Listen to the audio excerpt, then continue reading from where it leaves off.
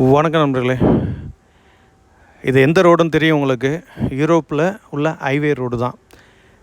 எல்லோரும் யூரோப் போகணும், இதேமாதிரி ட்ரெய்லர் ஓட்டணும், எல்லாருக்கும் ஆசை இருக்க தான் செய்யுது. ஆனால் அந்த ஆசைக்கு நம்ம என்ன வளர்த்துக்கணும், என்ன நம்மக்கிட்ட இருக்குது, போக முடியுமா முடியாதா, அதை பற்றி யாரும் சிந்திக்கிறதே கிடையாது.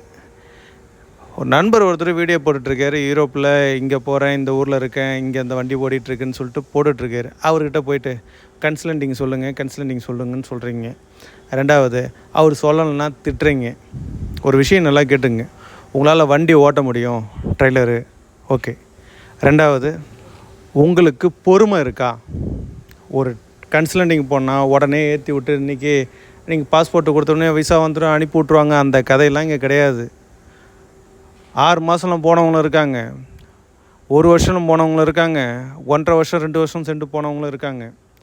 ரெண்டாவது, ஒரு பணம் அதிகம் செலவாக தான் செய்யும். போனீங்கன்னா சம்பாரிச்சிடலாம், சரிங்களா? இதெல்லாம் விட்டுட்டு அவர் இதை பற்றி பண்ணு சொன்னாலே இவ்வளோ காஸ்ட் ஆகும். ஆனால் ஈஸியாக கேட்குறீங்க, பதில் சொல்லிட்டுன்னு வச்சிங்களேன்.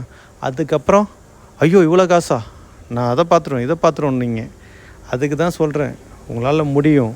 ஒரு 10 லட்ச ரூபா கிட்ட அவங்களெலாம் செலவாக தான் செய்யும், சரிங்களா? இதெல்லாம் பார்த்துட்டு போடுறோம், பொறுமை வேணும். இதெல்லாம் ஒரு 2 இருந்தால் தான் உங்களுக்கெல்லாம் யூரோப்பில் போய் ட்ரெய்லர் வேலைக்கு போக முடியும்.